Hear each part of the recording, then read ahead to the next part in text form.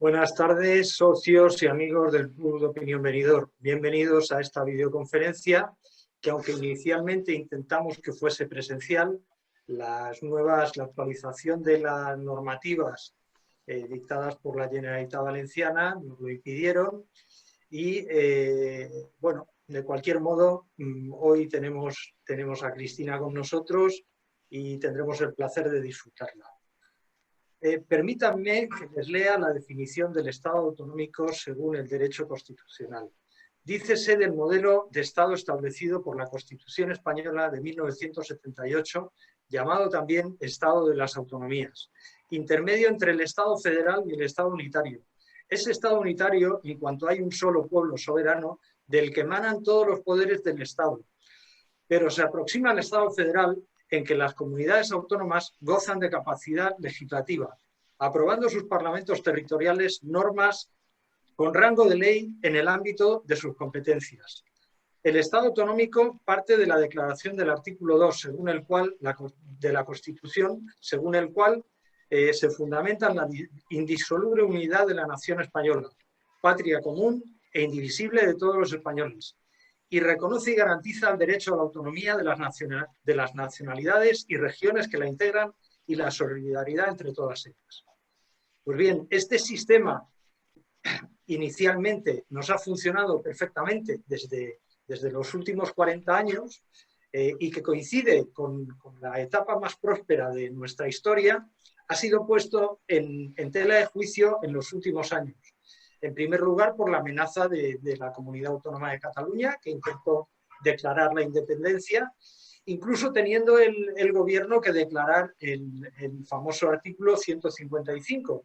Y más recientemente, por el problema generado por la descoordinación entre todas las autonomías y que ha salido a la luz en el que hemos visto que había un desastre a la hora de dictar normas cada una, en todos los ámbitos, en el ámbito sanitario, en el ámbito económico, incluso en el ámbito educativo, en el que no sabíamos ni cuándo iban a empezar ni en qué condiciones iban a iniciar el curso académico nuestros hijos y los alumnos en general.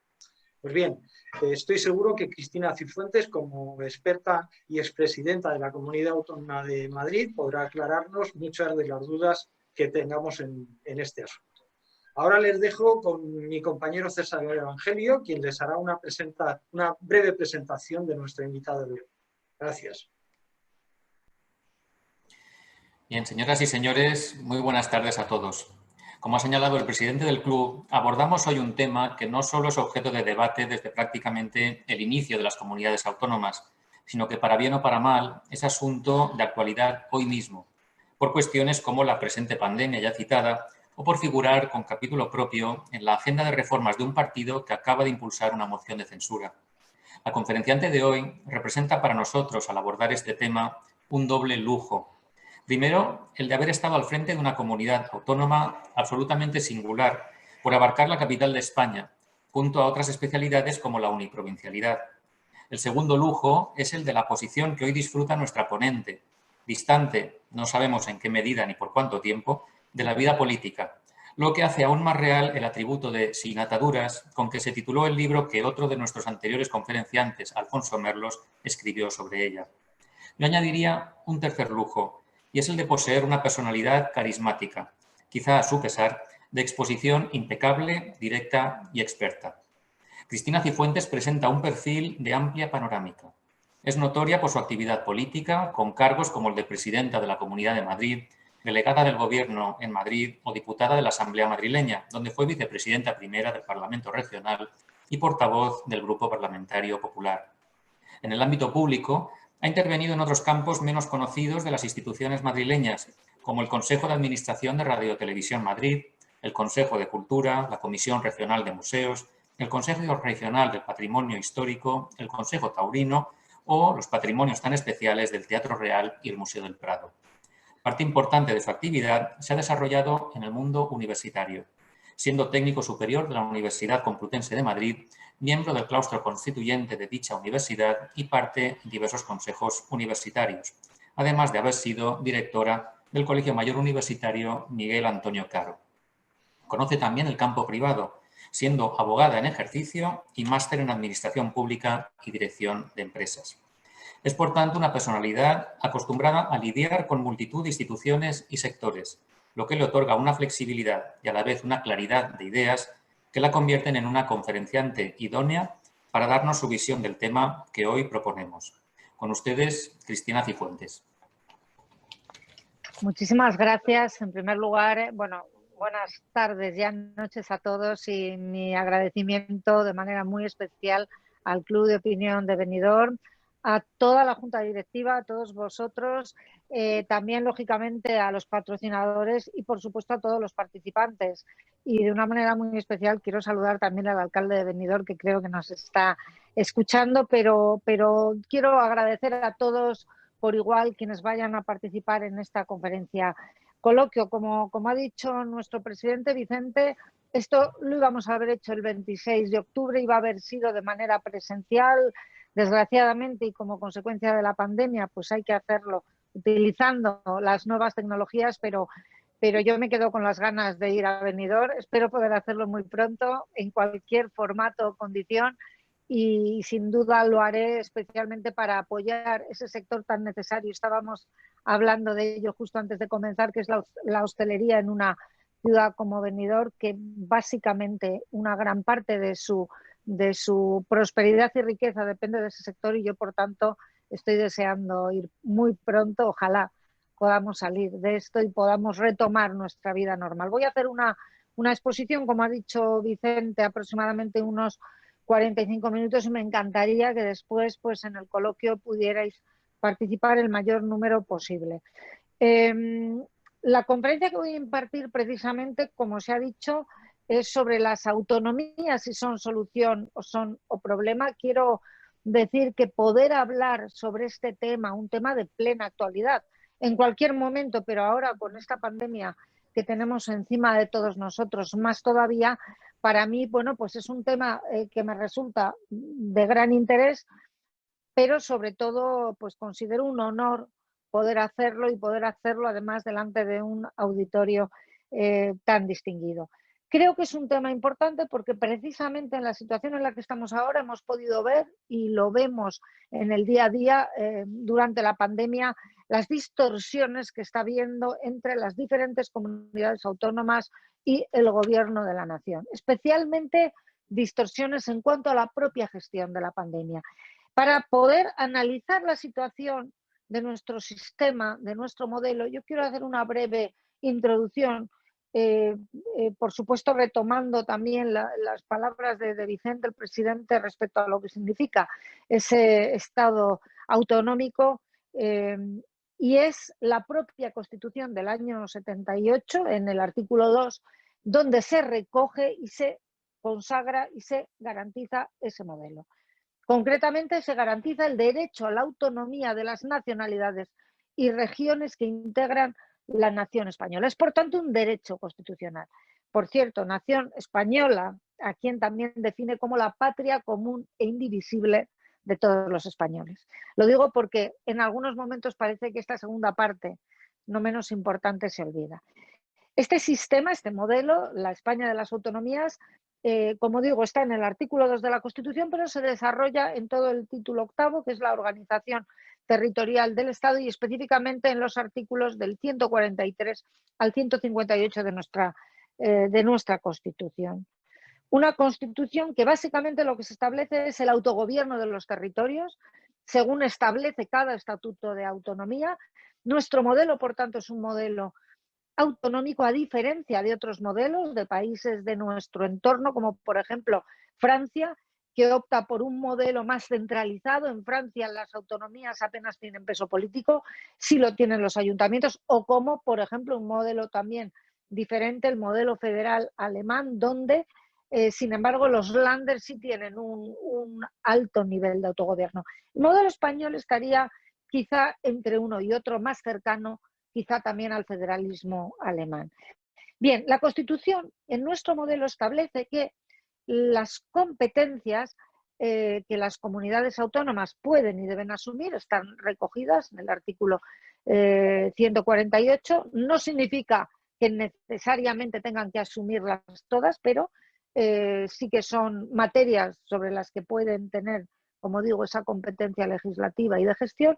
Y luego también recoge la Constitución otras materias que, sin embargo, están reservadas al Estado con competencia exclusiva. Si bien el Estado puede, a su vez, transferir o delegar en las comunidades autónomas mediante leyes orgánicas estas materias de titularidad estatal que ha ido ocurriendo, como por ejemplo las materias de justicia, que están reservadas al Estado, pero que, sin embargo, en muchas comunidades autónomas se ha transferido al menos una parte. Establecía también la Constitución una doble vía para adquirir esa autonomía, la vía lenta, que se llama, o la vía rápida. La vía lenta, que es el sistema genérico que recoge el artículo 143 de la Constitución, y la vía rápida, que es el 152, que se aplica a las que se han denominado como autonomías históricas. ¿Qué diferencia hay entre un sistema y otro? Pues básicamente que las autonomías que se acogieron al 152 fue un proceso mucho más rápido y hubo una concreción mucho mayor también en el perfil de sus propias instituciones de autogobierno. Como les estaba diciendo, en el artículo 152 se acogieron básicamente, accedieron al mismo las autonomías históricas, básicamente Cataluña, el País Vasco y Galicia. Aunque la Constitución establece estas dos vías para poder acceder a la autonomía, una vez acabado todo el proceso, la situación tiene que ser de igualdad. Quiero decir que no hay, o no debería haber, mejor dicho, autonomías de primera y autonomías de segunda. Esta es, digamos, la situación sobre el papel, es lo que dice la Constitución, aunque de facto, y esto ya es mi propia opinión, sí que existen autonomías. No sé si se pueden llamar de primera o de segunda, pero lo cierto es que hay comunidades autónomas que tienen ciertos privilegios, no solamente en cuanto al sistema de financiación, como ocurre, por ejemplo, en el País Vasco o en Navarra, con el concierto, con el cupo, sino también en cuanto a que hay algunas autonomías que han accedido a competencias que no tienen otras, como por ejemplo Cataluña o también el País Vasco, que tienen las competencias en materia de seguridad ciudadana que en el resto de las autonomías están reservadas de manera especial e indelegable al gobierno de España. Bien, todo nuestro sistema se perfiló en estos años, entre el año 79 y el año 83, y lo que se configuró es el mapa de la España de las autonomías, que viene a ser 17 comunidades autónomas y 2 ciudades autónomas que son, como bien saben, Ceuta y Melilla. En todo este periodo, hablamos de la primera etapa constitucional, del 79 al 83, también se fueron adaptando a la Constitución y a nuestro modelo de democracia parlamentaria el resto de instituciones, los ayuntamientos, las diputaciones y demás. Y, por supuesto, en este periodo también se conformaron los gobiernos autonómicos, los parlamentos autonómicos y demás. Y además, desde este año, desde el año 83, ha habido una profusísima legislación autonómica y estatal para desarrollar todo esto. Por un lado, para desarrollar las distintas autonomías, los estatutos de autonomía, toda la legislación, y por otro lado también la adaptación de las leyes a nivel nacional a esta nueva situación. He querido explicar de manera muy breve cuál es el marco total de todo esto para ver en qué situación nos encontramos ahora en estos momentos en el año 2020. Tenemos una España de las autonomías que en definitiva supone una extensa trama burocrática pública donde hay, por un lado, un extensísimo aparato administrativo, una estructura pública pues muy importante con diferentes niveles y también un extenso entramado de legislaciones de diferente tipo, legislación nacional, legislaciones autonómicas, ordenanzas municipales que en ocasiones se solapan y que en ocasiones también pueden dificultar la actuación de las diferentes administraciones. Esto lo estamos viendo ahora durante la pandemia, donde verdaderamente no está clara dónde llega la legislación de las comunidades autónomas y dónde llega la legislación del Estado. Por dar unas pinceladas para que seamos conscientes de lo que supone la actual situación, tenemos 8.131 municipios con 8.131 ayuntamientos, 67.515 concejales en toda España, 41 diputaciones. Las diputaciones, simplemente para que tengamos el dato, supone un coste anual aproximadamente de más de 30 millones de euros, de los cuales aproximadamente un 26% va destinado a cubrir gastos de personal. Tenemos también 17 parlamentos autonómicos, 2 asambleas legislativas en Ceuta y Melilla, con un gasto anual global de casi 400 millones de euros. Y luego tenemos en estos parlamentos autonómicos un total de 1.199 diputados o parlamentarios autonómicos. Esto se suma a los 350 diputados del Congreso, los 265 senadores, es decir, 615 parlamentarios nacionales, con un coste anual global de aproximadamente con el presupuesto prorrogado de 142 millones de euros distribuido entre el Congreso y el Senado. ¿Por qué digo esto? Para que seamos conscientes de que tenemos una estructura pues verdaderamente grande, costosa y en ocasiones, a mi modo de ver, también poco operativa por el exceso de burocracia quizá y lo peor de todo, poco eficiente, lo cual es especialmente relevante en una situación de emergencia nacional como la que estamos viviendo. Yo no voy a entrar, o voy a procurar no entrar en demasiadas valoraciones políticas, pero sí me gustaría que a lo largo de esta conferencia y en el coloquio posterior pudiéramos responder a la pregunta de si han ayudado las autonomías o el Estado autonómico en la gestión de los problemas recientes, no solamente la pandemia, sino toda la crisis paralela que conlleva, además de la sanitaria, la económica y la social en las cuales ya estamos inmersos, sobre todo para darnos cuenta cuáles son las ineficiencias del sistema. ¿Cuáles son aquellos fallos?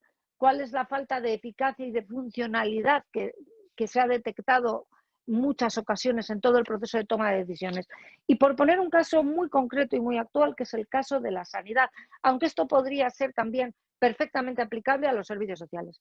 En primer lugar, hay que tener en cuenta que los recursos humanos, todo el personal, las infraestructuras sanitarias, las capacidades, todo está radicado en las comunidades autónomas. Hay otros instrumentos que están en manos del Estado, pero realmente la sanidad es una competencia que está transferida desde hace años y son las comunidades autónomas quienes cuentan con los recursos necesarios para gestionarlas. ¿Tiene el Estado la capacidad real para coordinar todo esto? En mi opinión, sí, pero no se está utilizando, o al menos no se está haciendo de manera adecuada. Posiblemente esto esté ocurriendo por motivos políticos en algunos casos, pero también por discrepancias jurídicas. Yo creo que lo hemos visto durante el primer estado de alarma y lo estamos viendo también ahora en este segundo estado de alarma. Por ejemplo, la capacidad para poder dictar confinamientos que solamente en estos momentos la tiene el Estado por que la Constitución así lo dice. En cualquier caso, yo creo que estamos viendo demasiadas instituciones, demasiados políticos, demasiadas opiniones, demasiadas legislaciones y todo ello en apenas 5 o 6 meses nos ha dejado que tengan que ser muchas veces los tribunales de justicia quienes tomen las decisiones con respecto a lo que se puede y lo que no se puede hacer en materia de gestión. Y a veces los tribunales opinan cosas diferentes, según sean los tribunales superiores de justicia de unas comunidades u otras. Esto provoca, lógicamente, una inseguridad jurídica tremenda y, en definitiva, provoca también cierta indefensión a los ciudadanos. Como decía, el Gobierno central yo creo que no ha ejercido toda su capacidad de coordinación durante la pandemia. Hay instrumentos suficientes o no. Esto es otro asunto, pero hay instrumentos que no se han utilizado de manera eficiente, como por ejemplo la propia Ley General de Salud Pública, que en su artículo 14 reconoce de una manera explícita que el Ministerio de Sanidad es responsable de la gestión de las alertas sanitarias internacionales, y indudablemente estamos en una situación de alerta sanitaria internacional. Otras leyes como la Ley General de Sanidad o como la Ley de Cohesión y Calidad del Sistema Sanitario de Salud no se han utilizado de manera suficiente para coordinar la situación. Pero también creo que por su parte las comunidades autónomas han incurrido también en múltiples contradicciones, porque a lo largo de estos meses hemos visto que en algunas ocasiones las comunidades autónomas, sobre todo al principio, exigían ejercer ellos su capacidad gestora, incluso algunos llegando a decir, yo recuerdo el mes de marzo, abril, mayo, que si esto lo hubieran gestionado ellos, la gestión hubiera ido mejor. Luego, sin embargo, hemos visto después que se acusaba al Estado de lavarse las manos y se pedía que fuera el Estado el que interviniera para a continuación protestar cuando el Estado ha intervenido. Yo creo que aquí se han mezclado, por tanto, varias cosas. Se ha mezclado, por un lado, una legislación confusa y creo que también se ha desaprovechado la ocasión de legislar. Ha habido muchos meses para hacerlo, de julio a noviembre, 5 meses, se ha podido perfectamente legislar. Recuerdo que el presidente del gobierno, Pedro Sánchez, se comprometió en el mes de mayo, me parece que fue en junio, no fue en mayo, en sede parlamentaria se comprometió no solamente a planificar, sino también a modificar las leyes para que se hiciera una correcta gobernanza, y ni se han modificado las leyes, ni se ha hecho una correcta gobernanza, ni se ha planificado tampoco. Pero es que además el haber realizado esas modificaciones legislativas, yo creo que hubiera sido imprescindible para dar mayor seguridad jurídica a los instrumentos del Estado y no tener permanentemente la sensación, como tenemos millones de españoles, de que se está improvisando.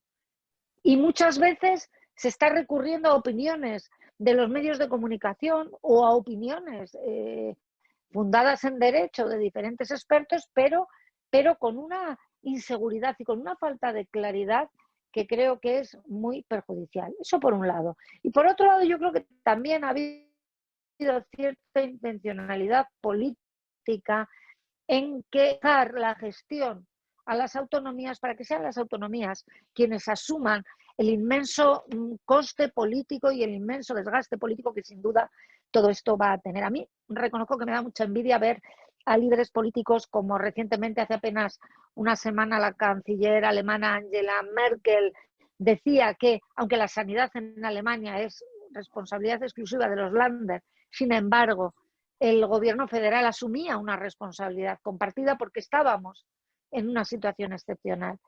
Aquí se ha hablado mucho de la cogobernanza, pero yo creo que es algo que no se ha llevado realmente a la práctica porque la cogobernanza ha demostrado ser un modelo fallido, ha demostrado ser un modelo sobre el papel, pero que la realidad es que en la primera ola España fue el país que peor gestionó la pandemia, solamente por el número de casos COVID, el número de sanitarios contagiados, aquí tenemos un triste récord, sino lo que es todavía más grave, el número de personas fallecidas. Por cierto, yo no quiero desaprovechar la ocasión para decir que creo que es prioritario que se reconozca de una vez por todas el número de personas que realmente han fallecido en esta pandemia, y me estoy remitiendo no a cifras oficiosas, sino a las propias cifras del Instituto Nacional de Estadística y del Instituto Carlos III, que pertenece al Ministerio de Sanidad, que habla de más de 60.000 fallecidos por la pandemia. Bien, en cualquier caso yo creo que debemos de aprender de los errores y que indudablemente cuando pase la pandemia tenemos que realizar algunos cambios en el sistema para ir a un modelo más eficiente, corregir deficiencias estructurales y tomar decisiones siguiendo el ejemplo que estoy utilizando de la sanidad.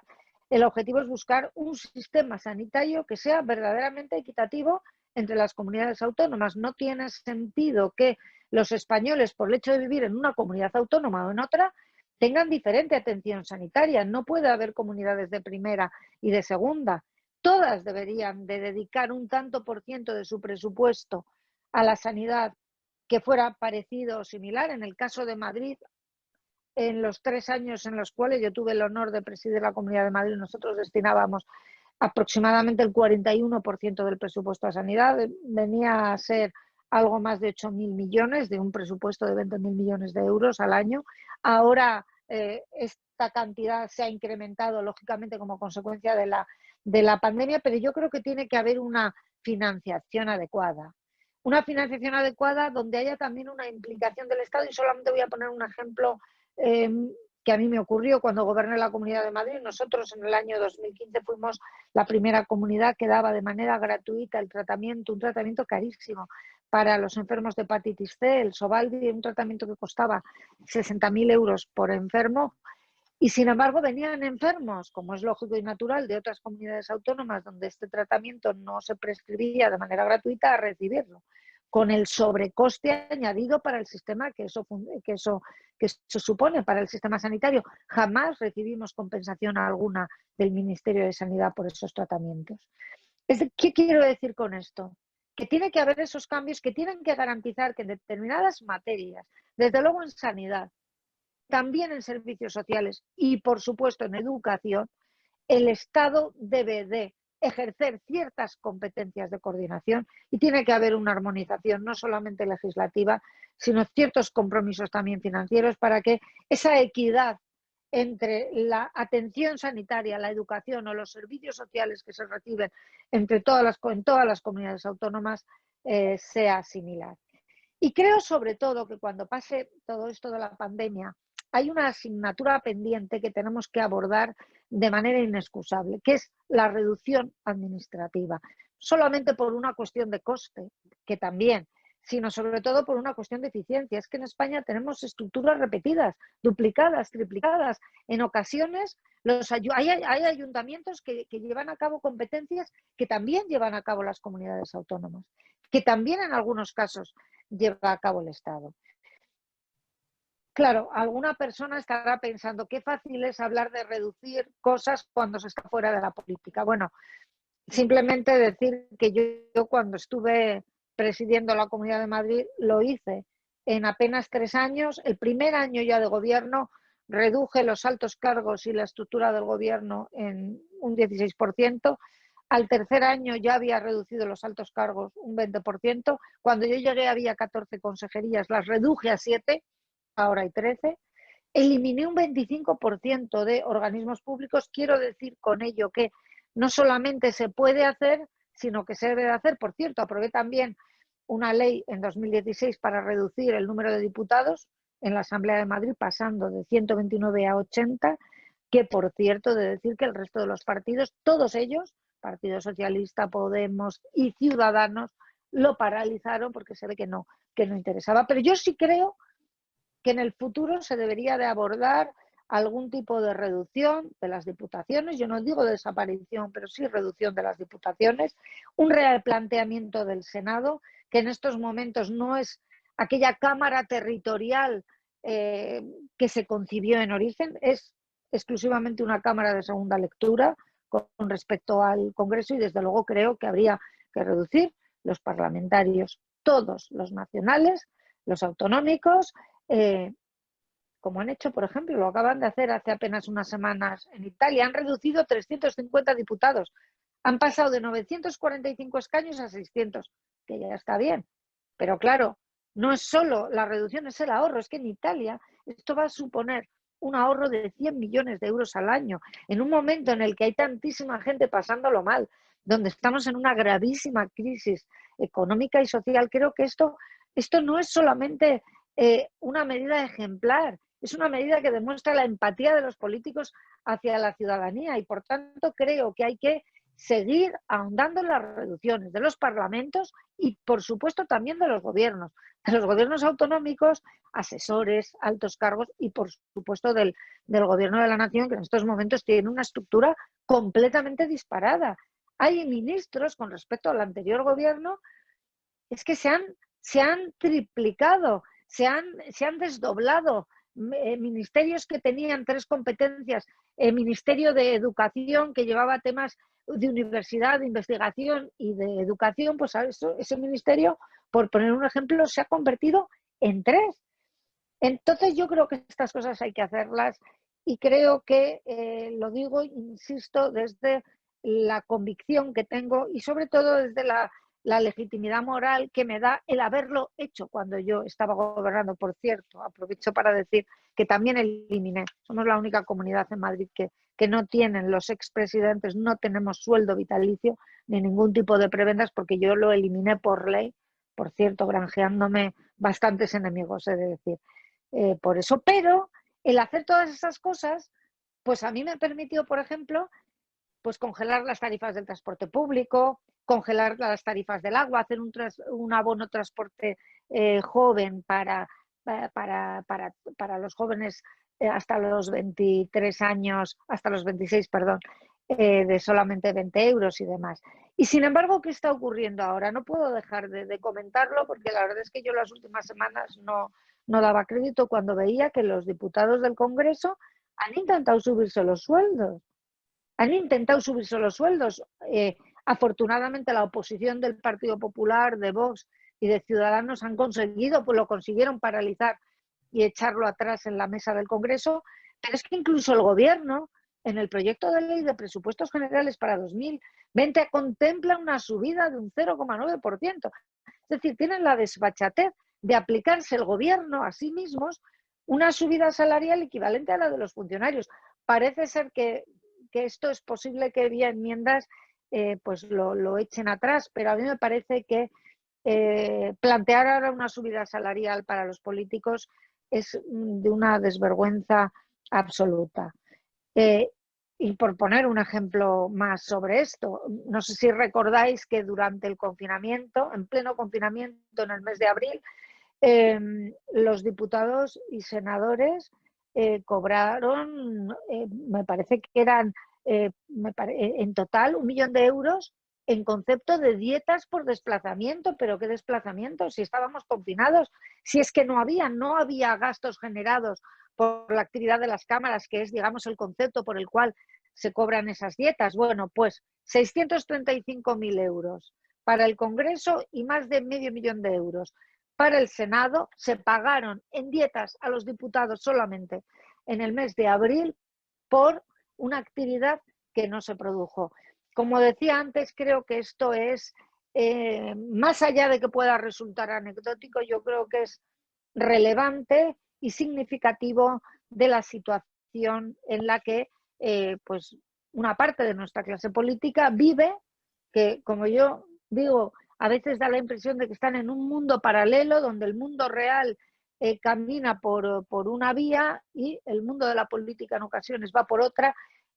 Y esto, en un momento de extremada gravedad como el que estamos viviendo, pues creo que invita a que se tenga que hacer una reflexión, y yo confío de verdad en que nuestra clase política entienda todo el sufrimiento, todo el sacrificio, todo el esfuerzo que están teniendo que hacer los españoles para poder empatizar más con los representados que somos nosotros y poder tomar ese tipo de medidas.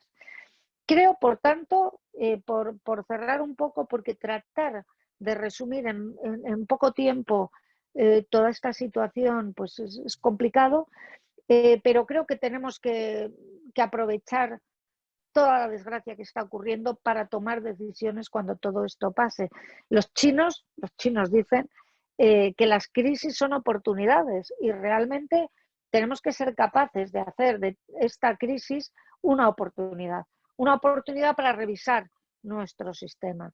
Creo que eso debería suponer plantear la descentralización de ciertas materias, es decir, revertir esa descentralización en materias como sanidad o como educación, o al menos una parte, o al menos dar mayor participación y mayor capacidad de coordinación al Estado, con el objetivo de que la educación o la sanidad que se imparta en España y que se preste en España y que se reciba en España sea la misma o lo más parecido posible en unas comunidades autónomas y en otras.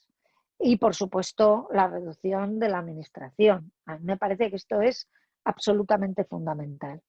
Y, desde luego, también hay que hacer un replanteamiento legislativo porque lo que no puede ser es que a la hora de ir a tomar determinadas decisiones, y lo hemos visto a lo largo de todos estos meses que afectan a la pandemia por parte de las comunidades autónomas, el Estado en algunas ocasiones ha sido un freno, en otros casos el Estado quería tomar determinadas decisiones y no podía porque esas competencias estaban transferidas. De verdad, yo creo que hay que imponer claridad a todo esto y hay que aplicar muchísimo sentido común para darnos cuenta de que necesitamos un sistema que no solamente sea menos costoso, sino que sobre todo sea mucho más eficiente. ¿Que estas cosas se vayan a hacer? Pues yo creo, lo veo difícil, porque creo también que hay demasiados intereses. Creo que la gestión de la pandemia se ha utilizado y se está utilizando por parte de algunos, o bien para desgastar al adversario, sea este quien sea, o bien también para posicionarse políticamente, para que la gestión de la pandemia o bien perjudique lo menos posible a determinados gobiernos, o bien para que de cara a las próximas elecciones es un poco el sálvese quien pueda. Yo creo que, por desgracia, vemos con demasiada frecuencia políticos y partidos políticos más preocupados por el resultado de las encuestas y por los números que dan las encuestas que por los fallecidos. A mí, francamente, como ciudadana que soy, me resulta insólito siquiera el hecho de que en el momento actual se estén haciendo encuestas sobre hipotéticos resultados electorales. Creo que esto a la ciudadanía ahora mismo no nos preocupa la situación sanitaria, nos preocupa la parálisis económica y las perspectivas que tenemos que no son nada buenas, nos preocupan las 100.000 empresas que han tenido que cerrar y nos preocupa la desesperada situación de 3 millones de autónomos, 3 millones y medio de autónomos que hay en este país. Y creo que si desde las instituciones no se toman determinadas decisiones en ese camino de reducir, de ejemplarizar, de hacer una gestión más eficaz, de una mayor cercanía con los problemas reales de los ciudadanos, creo que si todo eso no se hace, va a haber cada vez una mayor desafección de los ciudadanos hacia la política. Va a haber una mayor desafección y me parece que esto es algo muy negativo, porque la mayor desafección supone al final que los populismos puedan entrar, como ahora de hecho en alguna medida los tenemos, a tomar decisiones que nos afectan a todos. Ojalá entre todos, y voy ya terminando para dar paso al coloquio, ojalá entre todos, sobre todo ojalá la sociedad civil pueda de verdad sacarnos de esto, podamos entre todos reconducir no solamente nuestro estado de las autonomías, sino esta querida patria común que es España.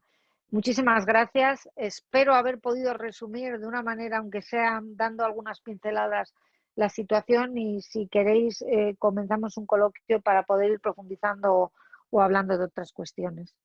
Muchas gracias, Cristina, por ponernos un poco de luz en este asunto tan complejo como es el estado de las autonomías. Entre los numerosos datos que has aportado, muchos de ellos interesantísimos y otros vergonzosos, como estos últimos del intento de aumentar sus salarios y el cobro de dietas y viajes durante el confinamiento, me llama la atención que con quien más parecido tiene nuestro sistema autonómico es con los Länders alemanes. Y ya me gustaría a mí parecernos en otros aspectos, como la capacidad que han tenido para llegar a acuerdos los grandes partidos de aquel país y lograr poner en marcha una gran coalición. Ya nos gustaría a nosotros poder poner en marcha una gran coalición también. Y ahora, si te parece, pasamos al espacio destinado a las preguntas de nuestros asistentes y que hemos ido recogiendo a lo largo de tu exposición y que Miguel amablemente irá coordinando. Muchas gracias, Vicente. Muchas gracias, Cristina.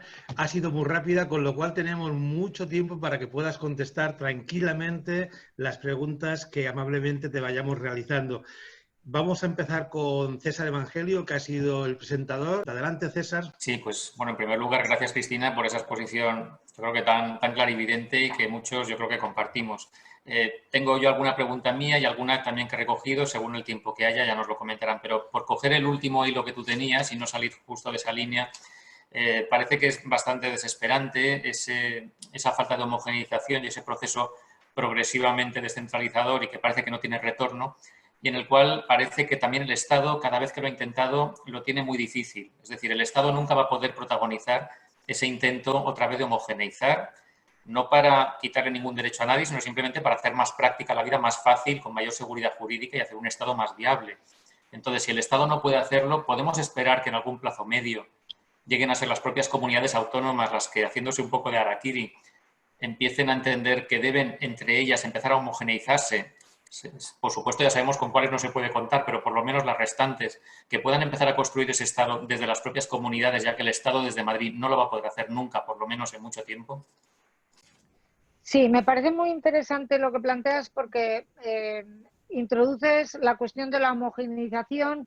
Hay dos conceptos que son diferentes, que son efectivamente armonizar todas esas competencias que ya están transferidas, que las comunidades autónomas tienen como propias, donde indudablemente ahí el Estado tiene poco que hacer más allá de la facultad que pueda tener de coordinar en determinadas situaciones. Y la otra cuestión que yo planteo y que creo que está sobre la mesa es, además de homogeneizar, el poder devolver algunas competencias existentes. Esto, que puede parecer extemporáneo, en algún momento dado se ha planteado, no de manera, digamos, formal, pero yo recuerdo, no recuerdo exactamente qué año fue, pero sí fue en una de las dos legislaturas, creo que la segunda de Esperanza Aguirre en la Comunidad de Madrid, donde ella planteó la posibilidad de devolver al Estado las competencias en materia de justicia, que se tienen transferidas no de manera total, la verdad, si me permitís la expresión, es que es un carajal, porque en materia de justicia hay transferida una parte solamente, que es todo lo que tiene que ver con el personal, pero el personal, digamos, administrativo, desde los secretarios de juzgado para abajo, no lo que tiene que ver con jueces o fiscales, eso sabemos que se lo tiene en exclusiva al Estado, y luego todo lo que tiene que ver con el número de juzgados, los juzgados, las infraestructuras, la dotación material de todas esas instalaciones judiciales. Claro, cuando además, como en el caso de la justicia, posiblemente esa transferencia se hizo mal porque no se evaluó de manera adecuada lo que costaba el servicio, pues hay veces que desde una comunidad autónoma dices, Dios mío, yo con los recursos que tengo, que son limitados, esto no lo puedo transferir, no lo puedo gestionar y lo quiero devolver, claro. Claro, no se puede, no es fácil el decir, es como cuando se casa un hijo y se dice, bueno, ahora la mujer te devuelvo a casa de tus padres. No, o sea, tú tienes las transferencias, te tienes que aguantar, tienes que poderlo gestionar de la mejor manera posible. Yo lo que planteo no es que una comunidad autónoma de manera aislada pueda devolver unas transferencias, sino hacer una reflexión conjunta de los principales partidos políticos y desde luego de los gobiernos, precisamente para ver en qué materias el Estado y el Gobierno central, con independencia de quién gobierne, debe de tener una mayor capacidad legislativa y de gestión. Porque yo muchas veces lo he pensado, digo, si no tiene el Estado absolutamente ninguna competencia en materia de servicios sociales, porque está todo transferido a las comunidades autónomas, ¿para qué necesitamos un ministerio de servicios sociales? Para nada, probablemente. Pero bueno, más allá de eso, a mí me parece, esto es más difícil, el ir a una reorganización de las competencias es muy complicado. Creo que la homogeneización es algo que debería de ser imprescindible. Y es verdad que ahí el Estado lo tiene más complicado, porque entraría de lleno en competencias que están transferidas. Tendría que ser fundamental. Pongo esto en relación con lo que decía Vicente en esta primera intervención. ¿Qué envidia nos dan? ¿Por qué en otros países son capaces de ponerse de acuerdo? ¿Por qué en otros países son capaces de llegar a grandes acuerdos de Estado?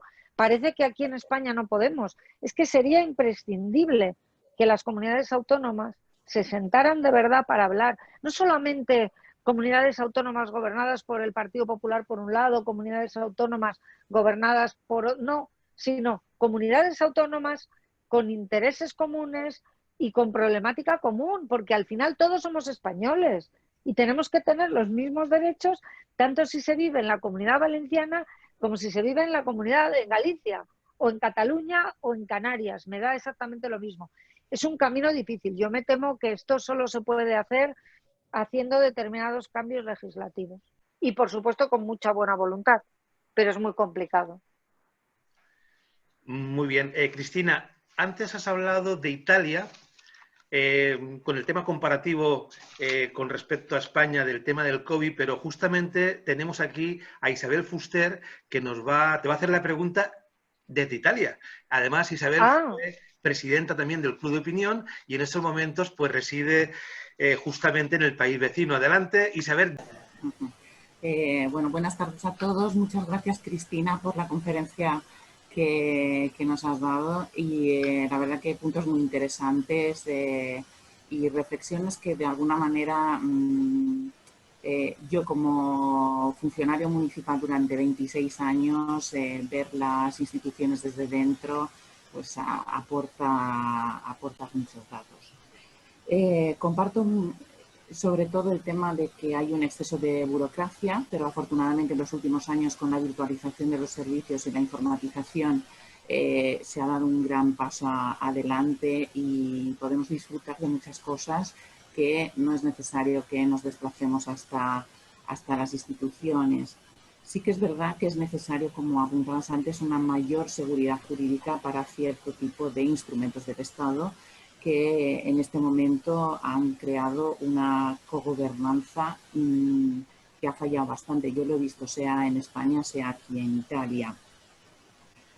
Has hablado de la reducción de parlamentarios aquí. Yo te puedo poner dos ejemplos de, por un lado, uniones de municipios. ¿Cuál es el problema que se genera? Pues que yo, por ejemplo, necesito una cédula de habitabilidad y como resulta que del tema de urbanismo no se encarga el municipio donde yo vivo, sino otro, hasta dentro de 10 días no van a poder hacer cierto tipo de verificaciones.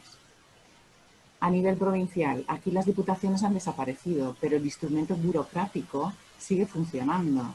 Entonces, hay, por ejemplo, me ponían un ejemplo la semana pasada, el examen para un cierto tipo de caza. Antes era solo a nivel provincial. Como ahora la Diputación ha desaparecido, el examen se sigue haciendo en la provincia, pero ahora tiene validez en toda la región, con lo cual es una ventaja para el cazador, por así decirlo, porque se puede mover por toda la región, mientras que antes quedaba confinado en la provincia donde residía.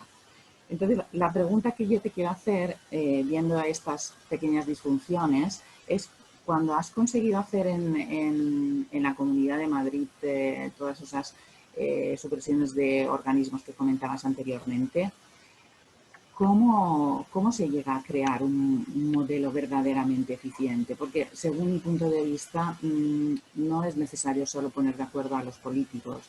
No es decir, nos ahorramos 100 millones de euros. Hay que ver dónde están las necesidades de los ciudadanos y hacer partícipes a todos de esas posibles reestructuraciones que sí que son necesarias y que, como dicen los chinos, en las crisis están las oportunidades. Esa es mi pregunta. Gracias. Muchísimas gracias, Isabel. La verdad, bueno, gracias también además por la reflexión, que me parece que es muy interesante y has tocado muchas cosas, y quiero yo simplemente hacerte algún comentario y ahora contestarte la pregunta. Es verdad que la burocracia, y tú lo has apuntado, afortunadamente los medios telemáticos han permitido reducirla mucho, facilitar no solamente las ventanillas únicas, sino sobre todo la administración electrónica.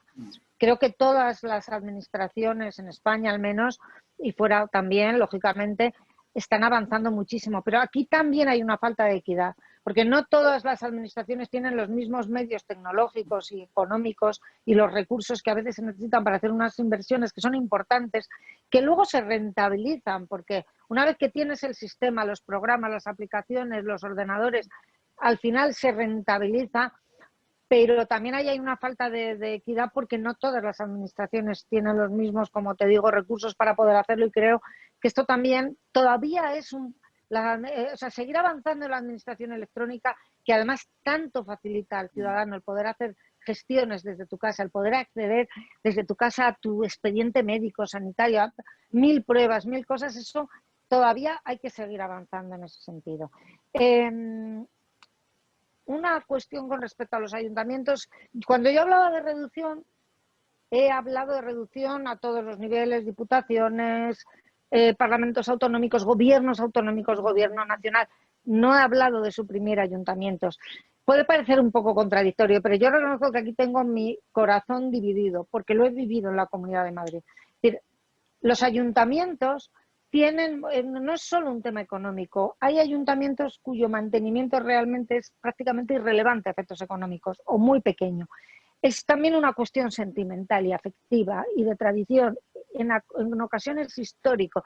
Tú dile a los habitantes, por poner un ejemplo de un pueblo muy pequeño de Madrid, de Patones de arriba, que les vas a suprimir y que les vas a absorber en Patones de abajo. Bueno, para ellos es lo peor que se puede hacer.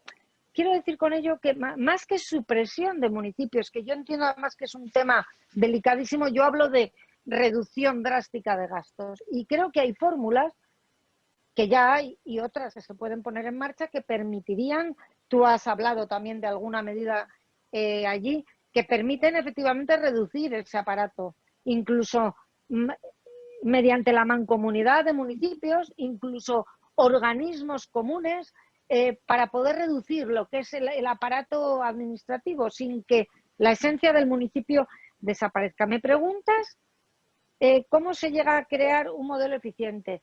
A ver, el modelo eficiente, por supuesto, la reducción creo que es imprescindible. Hay quien dice, es el chocolate del loro. Bueno, yo no lo creo, porque entre otras cosas, los muchos chocolates del loro hacen el festín del ciudadano. Yo antes he puesto el ejemplo de cosas que a mí, el haber reducido la administración y ese ahorro, me han permitido poder asumir, que a lo mejor lo hubiera hecho en cualquier caso, pero indudablemente al final el presupuesto es el que es, y si tú haces una cosa o dejas de hacer algo, ese dinero lo puedes emplear en otro. No obstante, Isabel, para poder crear un modelo eficiente no hay solamente que reducir, hay que hacer más cosas. Hay que introducir mecanismos de modernización y de eficiencia en la gestión dentro de la propia administración. Y te lo digo yo, que también soy funcionaria, aunque ahora estoy en excedencia. Y he estado muchos años trabajando en la administración pública, y cuando yo era, en mi anterior vida, anterior a la política incluso, cuando era funcionaria, ya me di cuenta que dentro de la administración, de todas, hay lo que yo llamaba y llamo la espiral, el agujero negro, un agujero burocrático que se come los temas. Es un bucle administrativo, o sea, como un asunto del tipo que sea, entre dentro del bucle de la administración, estás perdido, porque al final te vuelve a llegar. Entonces, ese bucle dentro de las administraciones hay que intentar romperlo para ganar en eficacia. Y eso es misión de los políticos en parte, pero sobre todo también de los propios funcionarios. Lo que pasa es que a veces yo me he dado cuenta que en las administraciones, y cuanto mayor también, un pequeño cambio que a veces viene de un alto cargo político, una pequeña instrucción, una pequeña modificación de un procedimiento que puede parecer pequeño, produce cambios enormes. Entonces, creo que la responsabilidad de los políticos es ver en cada administración cuáles son los cambios que se pueden introducir para que se gane en agilidad, para que se gane en eficiencia. Y pongo un ejemplo. Cuando yo llegué a la Comunidad de Madrid, la modificación, no digo la aprobación de un plan general, que bueno, puede tener su lógica, una pequeña modificación de un plan general, ¿sabéis de media cuánto tiempo tardaba? Es que yo no podía creerlo. 12 años. 12 años de media para una modificación de un plan general. Eso no tiene ningún sentido, porque es que en 12 años el municipio ya ha cambiado completamente su estructura social, poblacional, económica. Entonces, eso hay que agilizarlo. Yo impuse un límite, por ejemplo, que un plan general, ya me parece mucho, como mucho se tenía que aprobar en una legislatura. y si no se podía aprobar, pues se contestaba no. Pero no se incurría en ese silencio administrativo eterno de los temas que entran, como digo, en ese bucle administrativo, que muchas veces están los papeles encima de la mesa de un funcionario y que ahí de repente desaparecen, se pierde la pista. Quiero decir con esto que creo que la responsabilidad obviamente es del político, porque para eso te eligen, para eso te pagan y tienes que tomar decisiones, pero eso no se puede hacer sin la colaboración necesaria del funcionario. Y al funcionario también hay que estimularle para que se sienta partícipe de un proyecto, porque a veces creo que los políticos incurrimos muchas veces en el error de tratar a los funcionarios como si fueran nuestros trabajadores o no, los funcionarios son profesionales que hacen un trabajo. Yo siempre he echado en falta, hablábamos antes de la reducción, esa reducción de altos cargos se puede conseguir simplemente cumpliendo la ley y nombrando directores generales como la ley indica y no haciendo uso de esa excepcionalidad que por desgracia algunos lo utilizan como norma de nombrar directores generales a personas que no son funcionarias, cuando la ley lo que te dice es que para el nivel de director general tienes que utilizar a los funcionarios del Estado, que los hay magníficos, o de las comunidades autónomas. Entonces creo que esto es un trabajo que queda todavía por hacer, aunque se ha avanzado, donde hay una corresponsabilidad entre políticos y entre profesionales de la administración, entre funcionarios y trabajadores públicos, pero que no basta solo con reducir y desde luego no reducir al tuntún. Tú tienes que ver que cuando tú quitas un organismo, pues esa labor lo tiene que hacer alguien. Cuando yo suprimí el Consejo Consultivo en la Comunidad de Madrid, que era donde los expresidentes cobrábamos nuestros sueldos vitalicios, y no solo los expresidentes, sino, o sea, el Consejo Consultivo era una suerte de Consejo de Estado en miniatura. Bueno, pues esas funciones lógicamente tiene que asumirlas alguien. ¿Qué hicimos? Pues ampliamos las atribuciones de toda la abogacía general de la Comunidad de Madrid para que los propios servicios, reforzando ese sistema, a esos funcionarios pudieran asumir la elaboración de todos esos dictámenes, por poner un ejemplo. Pero indudablemente no basta con recortar, hay que hacer una planificación. Y hay que saber, no solamente me ahorro este dinero, sino el proceso de decisiones va a ser más rápido, va a ser más ágil, va a ser más eficaz, los temas van a salir con más facilidad. No sé si te he contestado. Sí.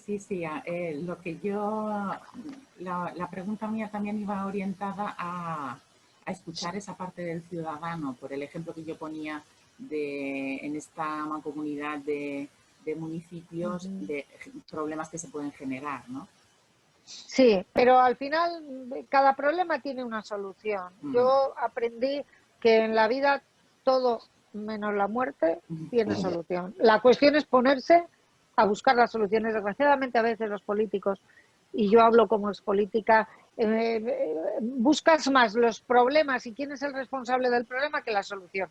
Y la cuestión es buscar las soluciones. Al final, nuestra obligación como gestores es facilitar al máximo a los ciudadanos la resolución de sus problemas y no hacerles la vida imposible, ni marearles, ni tenerles de un lado para otro dando vueltas, porque al final eso no conduce a nada y normalmente además es que es más caro. Efectivamente. Muchas gracias. Efectivamente, Cristina, todo tiene solución. Fíjate que hace unos días debías estar aquí con nosotros de manera presencial, no ha podido ser, estar aquí de manera cibernética y justamente una de las personas que tenía que haberte recibido en el Hotel Cimbel es el director del propio hotel, que es Ricardo Sánchez, y que creo que tiene alguna interesante pregunta con respecto a la hostelería y las autonomías. Adelante, Ricardo. Hola, muy buenas noches. Espero que me escuchéis todos correctamente. Señora Cifuentes, es un placer escuchar a una expolítica que sea clara y concisa, acostumbrados a las horas y horas de conversación sin ningún sentido. La verdad es que se agradece bastante. Yo soy de Zaragoza y después de vivir en 6 comunidades autónomas diferentes, ya sé que es redundar un poco en el tema, pero ¿cómo es posible que cada administración tenga una administración legislativa turística diferente? Me ha tocado abrir hoteles en Madrid, en Barcelona, en Zaragoza, en Mallorca, en Marbella y ahora en Benidorm. te tienes que hacer un máster cada vez que te cambias de ciudad. Esto lo veo ridículo, por no decir que podría llegar a ser lamentable. Cualquier persona extranjera que quiera realizar una inversión necesita una persona de cada comunidad que se sepa los organismos, cómo funcionan. El hotel de 3 estrellas en Zaragoza necesita unos requisitos, el apartamento turístico de Marbella te piden otros, aquí va por puntos, en el otro... Es un poco una locura a nivel empresarial y por suerte, más que por desgracia, en este gran país me ha tocado vivir en 6 sitios que he vivido fenomenal en todos ellos, que vivimos en un país enorme, aunque algunos no se lo crean. Y la pregunta sería esa, ¿cómo es posible o cómo se podría homogeneizar y homologar todos esos procedimientos para que no sea una locura de inspecciones de sanidad, de turismo, de incendios y en cada sitio donde vivo me encuentro con una película diferente? Sí, bueno, muchas gracias Ricardo por la pregunta y por la intervención. Tienes muchísima razón. Es una cosa disparatada. Has puesto el ejemplo de la hostelería. Es un ejemplo que podría ser extensible a, desgraciadamente, muchas otras materias. Bueno, los temas de urbanismo ya no te quiero ni contar. O sea, es misión imposible porque es todo además suelen ser, como bien dices, legislaciones muy prolijas, muy complicadas y efectivamente, bueno, hay que hacer una carrera universitaria completa para poder entender o especializarse mucho. No tiene ningún sentido.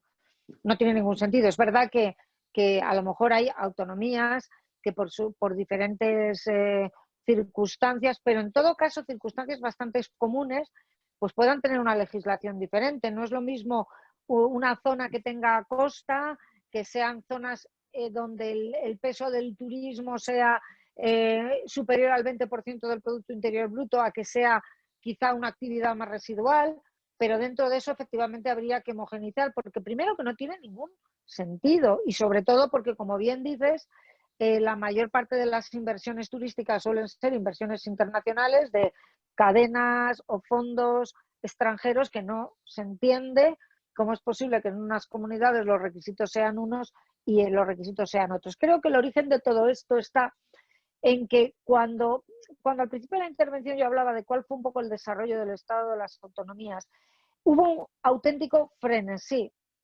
en todas las autonomías, las históricas, las no históricas, incluso autonomías como Madrid, pues que se constituyeron en autonomías porque estábamos en medio de las demás. O sea, realmente Madrid, el hecho diferencial de Madrid es que no tiene hecho diferencial. Puede ser una autonomía como puede ser parte de Castilla-La Mancha, de Castilla y León, que son las comunidades limítrofes. Pero lo cierto es que a partir del año 83 hubo una especie de frenesí legislador y todas las autonomías aquí incurrieron absolutamente en el no sé si defecto o no, pero en la misma práctica, que es todo aquello que la Constitución nos permite legislar, se legisla. Es decir, no tuvieron en cuenta que lo que la Constitución te dice es que puedes tener competencia en determinadas materias, pero no te obliga a necesariamente asumir esas competencias. Pero aquí es que no hubo comunidad autónoma que, pudiendo tener competencias sobre una materia, no las tomara para sí.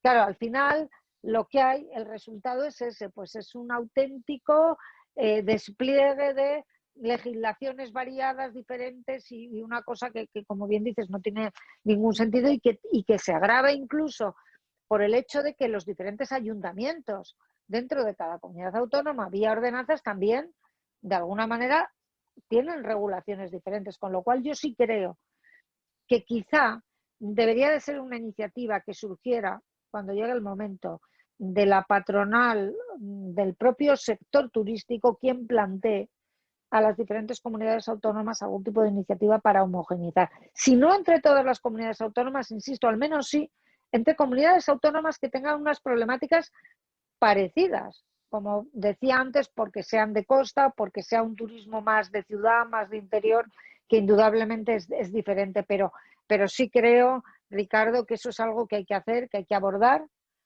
y que no tiene ningún sentido, efectivamente, la dispersión normativa que hay en estos momentos, que lo único que hace es pues ahuyentar en cierto modo la inversión. Dicho eso, ojalá, ya que tú estás en el sector de la hostelería, ojalá de verdad la hostelería pueda salir, porque yo creo que es, bueno, yo creo no, es una evidencia que es de los sectores sin duda más perjudicados de toda esta pandemia. Nosotros somos un país donde el peso del sector servicio es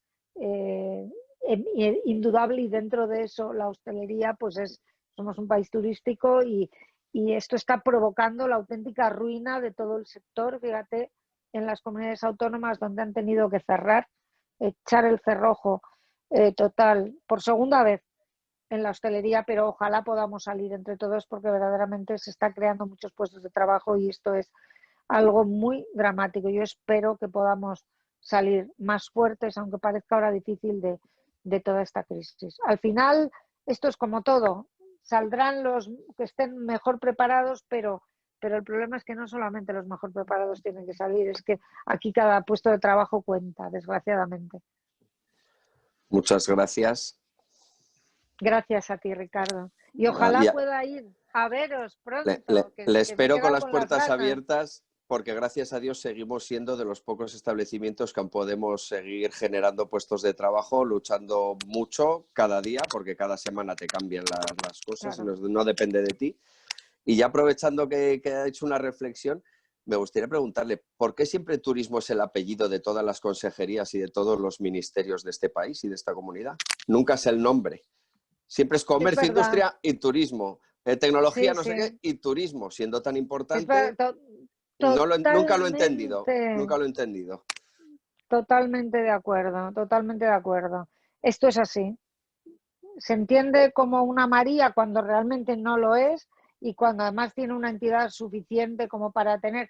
Lo que pasa es que es verdad que yo personalmente, que soy partidaria de reducir la administración y por tanto de que haya el menor número posible de ministerios, ministros, secretarios de Estado, directores generales, eso no significa, o sea, quiero aclararlo, porque reducir no significa que no vaya a tener importancia y que no se le dé la importancia máxima a una materia.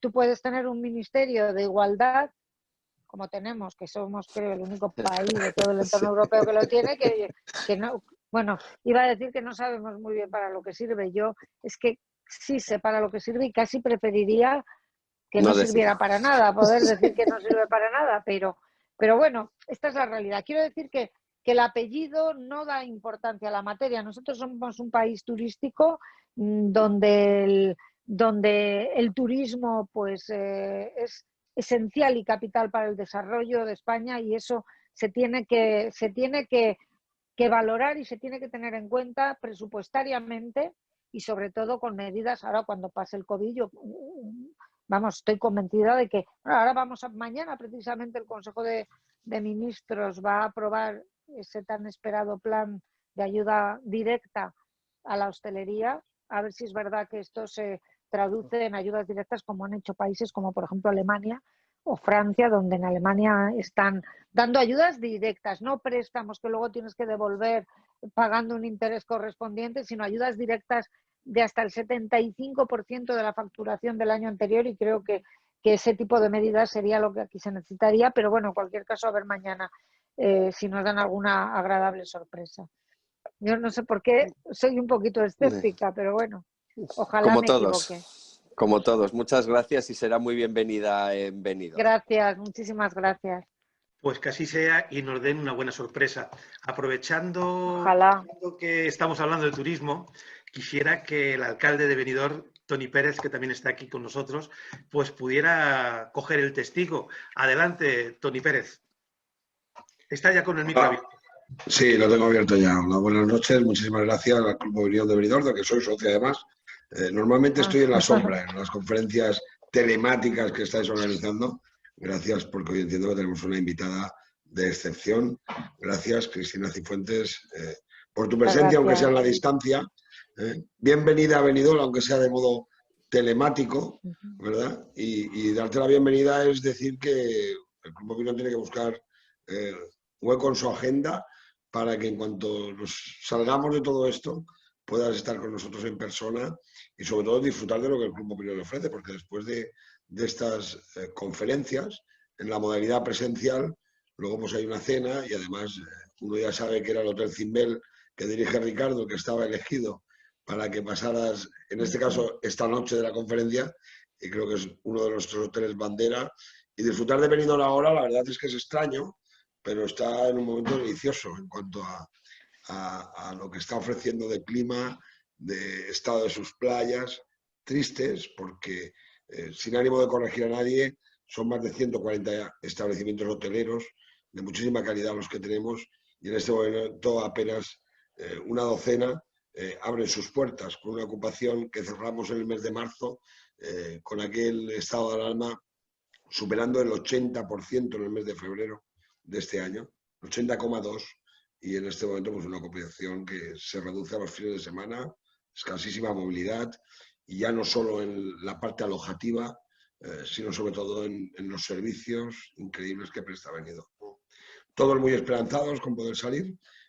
Creo que casi estamos en el final de la conferencia, pero de política podremos hablar sin duda en muchos momentos.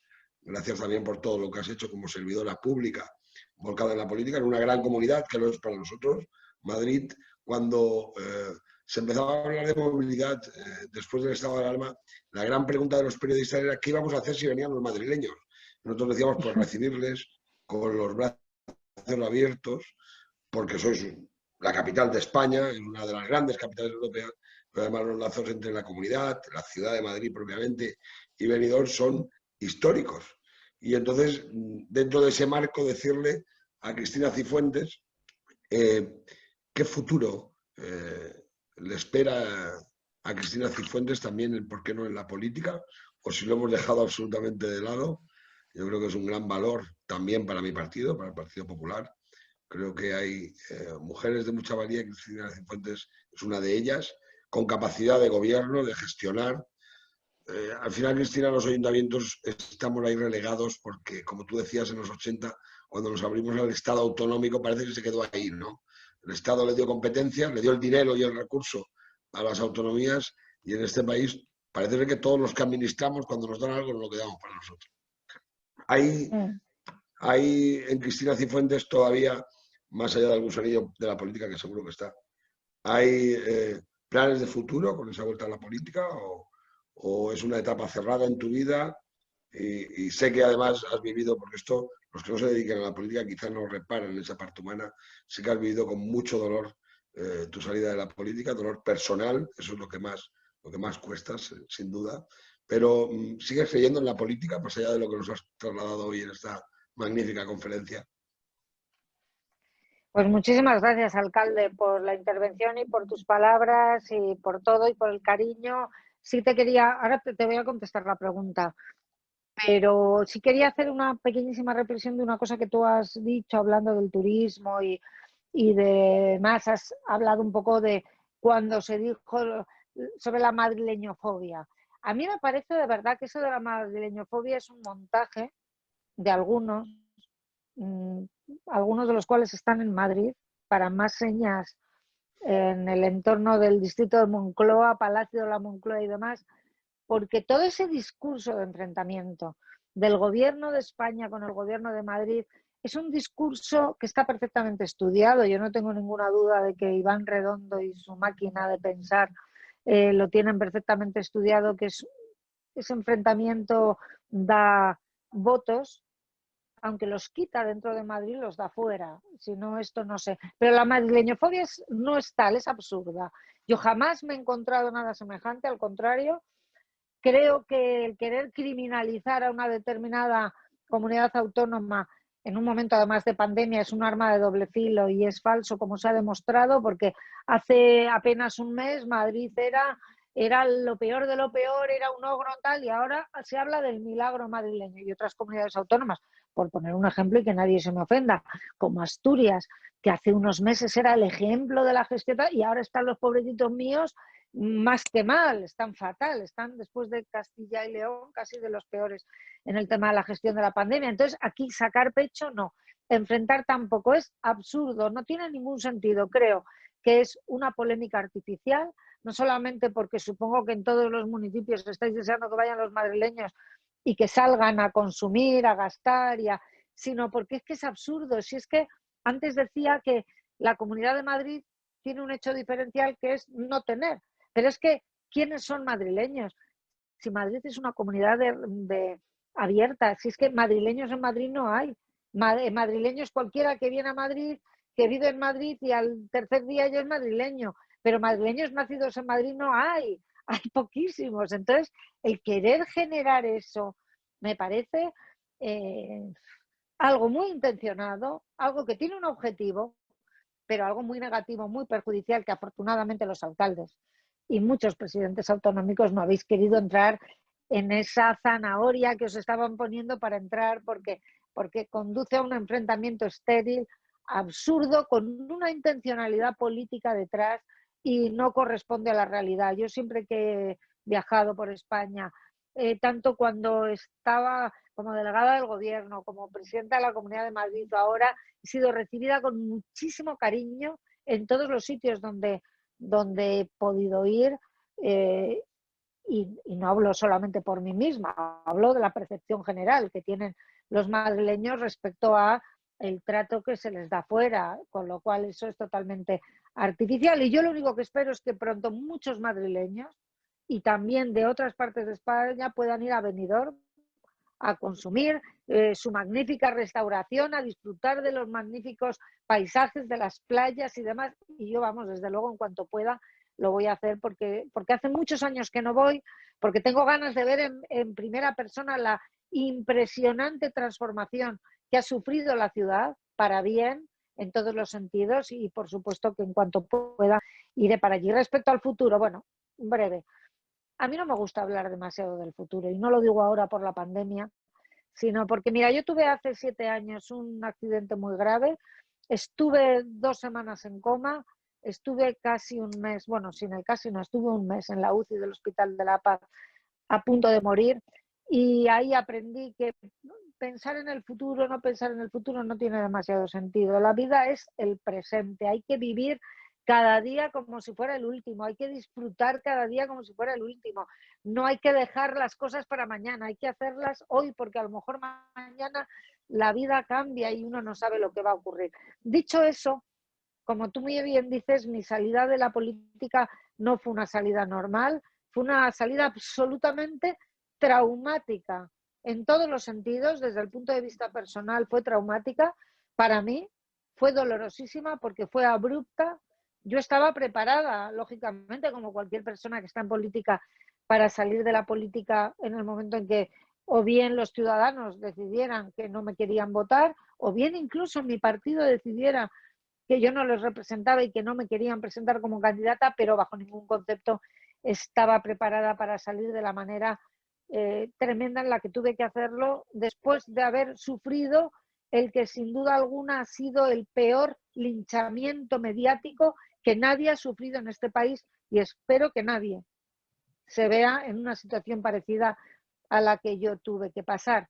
Dicho eso, a mí indudablemente la política me gusta, me interesa y creo y confío en ella y confío en los políticos. ¿Cómo no lo voy a hacer después de tantos años, después de haber dedicado mi vida a la política y al Partido Popular? Yo me afilié a Alianza Popular en el año 79, hasta el año 2018, es decir, más de la mitad de mi vida militando en el Partido Popular y dedicada a la política y renunciando a tener una vida propia por mi vocación política. Por tanto, ¿cómo no voy a querer? Dicho eso, mira, yo no volví ahora a la política ni por todo el oro del mundo, porque ahora he podido recuperar mi vida, porque ahora tengo una vida, porque antes solo trabajaba. O sea, yo los últimos 6 años de mi vida en la delegación del gobierno y en la presidencia de la Comunidad de Madrid, sí que solo trabajaba 12 a 15 horas al día. Ayer precisamente me dijo una persona que trabajaba en la Puerta del Sol, que se quedó me lo contaba como anécdota, que se quedó muy sorprendido una noche que volvió a las 2 de la madrugada porque se había dejado el teléfono móvil y vio que la luz de mi despacho estaba abierta. Es que yo trabajaba 15 horas al día, es que trabajaba los sábados y domingos, es que no me cogí un solo día de vacaciones en tantos años. Entonces, yo ahora tengo una vida. He podido recuperar mi vida familiar, mis aficiones, mi ocio, y no quiero volver a un mundo que, por otra parte, no me gusta demasiado lo que estoy viendo ahora, con carácter general y por supuesto con muchísimas excepciones, porque yo tengo muchos y grandes amigos en la política y no solamente en el Partido Popular, pero ya te lo digo, Toni, que yo os deseo lo mejor, pero ni por todo el oro del mundo. Hay demasiada mala gente en el mundo de la política y discúlpame si estoy siendo quizá demasiado sincera, pero tengo ese terrible defecto de no ser políticamente correcta ni entonces ni ahora y de decir lo que pienso. Pero te lo agradezco de corazón, ¿eh? Bueno, perdona un momento. Pero la pregunta... Estamos frivolizando, Toni, con lo del Ministerio de la Verdad. No, y que no nos vamos a enterar, porque esto es una cosa tremendamente preocupante, que se aproveche una situación de pandemia para, por la puerta de atrás, recortar derechos y libertades de los ciudadanos. Es una cosa verdaderamente grave, pero bueno, eso es objeto de otro debate diferente. Nos está ocurriendo con eso y nos va a ocurrir desgraciadamente también con otras cosas, ¿no? Pero la pregunta no era capciosa, pero la respuesta a mí me ha encantado, ¿eh? Porque es bueno también ver el testimonio de lo que quizá la población, aunque quienes forman parte del Club Opinión son personas ilustradas y saben en qué arena nos movemos todos, pero esa es la realidad también de la vida política, ¿no? De la vida. Mira, yo cuando oigo esas críticas, por ejemplo, que se hacen generales, porque los políticos no. O sea, vale que hay políticos sinvergüenzas, vale que hay políticos que por la mañana no hacen nada y por la tarde lo pasan a limpio. Y vale que hay políticos que están muy por encima de su nivel de incompetencia. Pero hay otros muchísimos, la mayoría, y de todos los partidos políticos, que hacen un trabajo incesante. Yo me he hartado de ver, sobre todo en los ayuntamientos, y esto hay que decirlo, políticos, alcaldes, concejales que trabajan, y además es que en un ayuntamiento tú no tienes un horario que es que voy al despacho y salgo de la oficina, no, es que tú eres el alcalde o tú eres el concejal de oposición y tú un sábado por la mañana vas con tu familia de paseo y te vienen 25 vecinos o 50 o 10 para plantearte todo tipo de problemas, porque al final el alcalde en su pueblo o en su ciudad es que eres el médico, el psiquiatra, el bombero, el alcalde y el asistente de primeros auxilios. Esto es así. Entonces es un trabajo ímprobo el que se hace, que muchas veces no está reconocido. Desgraciadamente al final, pues las malas praxis y pues empañan el trabajo magnífico que están realizando tantos y tantos y tantos altos cargos y concejales y alcaldes, muchos de ellos además sin cobrar nada o con unas retribuciones bajísimas que incluso en muchas ocasiones aportan íntegramente pues para poder mantener una sede abierta de su partido o de lo que sea. Esta es la realidad, pero desgraciadamente luego vemos otros ejemplos de ministros y ministras que no sabes muy bien a lo que se dedican porque están desaparecidos y ni se les espera y sin embargo están cobrando religiosamente o como el ejemplo que he puesto antes, que es que ya me parece el colmo, de los diputados y senadores cobrando dietas de desplazamiento mientras estaban confinados en sus casas. Pero ¿esto cómo se puede explicar? ¡1.000 millones! No o sea, de verdad que es que, bueno, 1.000 millones, me he venido yo arriba, que no son 1.000 millones, ¿eh? Que me he venido yo arriba, que es 1 millón de euros al mes, pero empieza a sumar. Cristina, vamos ya con el tiempo casi finalizando. Gracias, alcalde, gracias, Toni Pérez. Pero vamos gracias, alcalde. A las dos últimas preguntas y finalmente... Voy a intentar contestar muy breve porque yo... Sí, porque ahora sí que vamos ya con el tiempo pegado. Entonces tenemos a Manuel Figes. Adelante, Manuel, no te extiendas mucho en la pregunta porque ahora sí que vamos un poquito apretadito ya de tiempo. Adelante, Manuel. Sí, buenas noches, Cristina, muchas gracias. Enhorabuena por la intervención y compartir tu experiencia con nosotros. Y bueno, lo que pasa es que yo te iba a hacer una pregunta, pero es que Toni ahora me ha dejado ya me ha dejado, digamos, como orientado, no sé. Así que te voy a hacer dos muy breves. La que te iba a hacer de verdad, que es un poco relacionada con la ley CELA, la famosa ley CELA, y un poco uniéndolo con el título de la conferencia, que es Solución o problema a las autonomías. Entonces, aquí en este caso, ¿hasta qué punto las autonomías, como ha dicho, por ejemplo, Casado, que se va a intentar compensar la ley CELA que no deja la libertad de elección de los padres para los colegios y comete una serie de atrocidades que seguramente lo tumbará el Constitucional en 1 o 2 años, pero mientras llegue o no llegue la sentencia, ¿hasta qué punto las autonomías pueden compensar esa ley? Y luego, un poco enlazando con lo que había estado comentando Toni, a mí me gustaría, si quieres, no sé, decir, por ejemplo, como has ocupado tantos cargos, prácticamente casi todo lo has sido en política, yo pienso también que has hecho un trabajo excelente y que no se te ha valorado lo suficiente. pero si quieres, no sé, podrías decir de quién no te esperabas, ¿no? Que te diera la espalda, quizá, o cuál fue tu mayor decepción en ese momento. Es un poco más personal. Gracias. Bueno, pues te voy a contestar muy rápidamente respecto a la ley CELA. A mí la ley CELA me parece que es todo un disparate por el momento en el que se ha querido aprobar en plena pandemia, sin buscar consenso. No tiene sentido aprobar leyes educativas que no tienen un mínimo consenso, porque eso significa que en cuanto cambie el gobierno la ley se va. Y al final es siempre estar haciendo experimentos con los chavales. Y esta ley es especialmente perjudicial, sobre todo por 4 cosas. Porque es un ataque directo contra la libertad de educación y la educación concertada, porque suprime la enseñanza especial de los alumnos con necesidades especiales, que es una auténtica barbaridad, porque elimina el español como lengua vehicular de todo el Estado. Y para mí lo que es casi más grave, o tan grave como todo lo demás, es que consagra un sistema de mediocridad absoluta, de alumnos que van a poder pasar cursos con todas las asignaturas suspensas. Es un disparate completo. Es verdad que las competencias en materia de educación están transferidas a las comunidades autónomas y, por lo tanto, las comunidades autónomas, algunas, otras no, van a poder frenar algunos efectos perniciosos de esa ley CELA, que es bueno, pero en sí no es bueno que en unas comunidades autónomas se vaya a poder hacer un tipo de educación y en otros diferentes. Porque yo lo que creo es que la educación tiene que ser la misma y que no por el hecho de haber nacido en una comunidad autónoma o en otra, tus hijos van a tener un derecho a recibir una educación diferente, que es lo que va a pasar de facto con esta ley.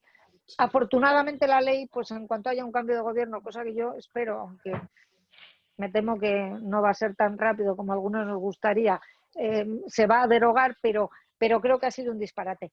En este caso, insisto, es positivo que las comunidades autónomas puedan, utilizando sus propias atribuciones y competencias en materia educativa, modular y matizar mucho la aplicación de la ley, pero si lo piensas sobre el papel, eso que a priori puede parecer positivo, yo creo que es negativo, porque aumenta la falta de equidad, la injusticia y las diferencias entre unos alumnos o en otros, dependiendo de la comunidad autónoma donde vivan. Te he contestado esto súper rápido respecto a lo otro.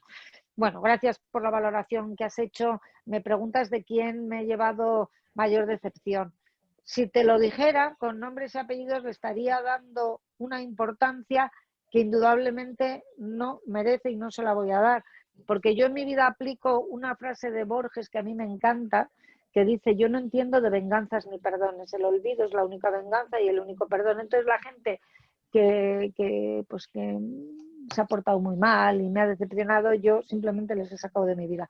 Sí que he de decirte que indudablemente a mí me decepcionarán algunas personas, sobre todo el grado de decepción suele ser mayor, es directamente proporcional a la relación que tú tienes con esa persona. Entonces, obviamente, las mayores decepciones han podido venir siempre de personas que me lo debían todo, y no me refiero todo políticamente, que también, sino también personas con las que yo personalmente pues me había volcado. Y sin embargo te voy a decir que lo que más me he encontrado en estos 2 años y medio ha sido muchísimo apoyo, muchísimo cariño, no solamente de personas con las que yo tenía a lo mejor una relación más marginal que de repente se han volcado, sino sobre todo, y a mí eso me ha ayudado muchísimo, el cariño de la gente. Y en Madrid, a mí me sorprende, reconozco que todavía me sorprende, porque yo todavía pienso, sobre todo después de ese terrible linchamiento mediático, mañana, tarde y noche, por tierra, mar y aire, radio, televisión, prensa escrita, todo,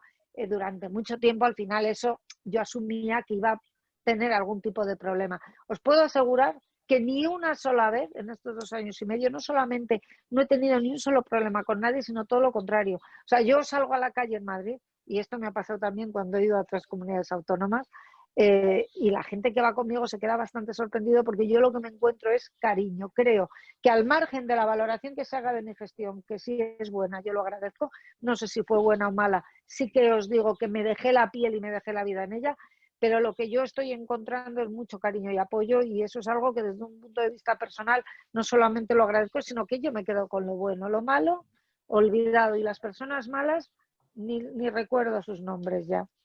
Muchas gracias, Cristina. Perfecto, Gracias. Cristina.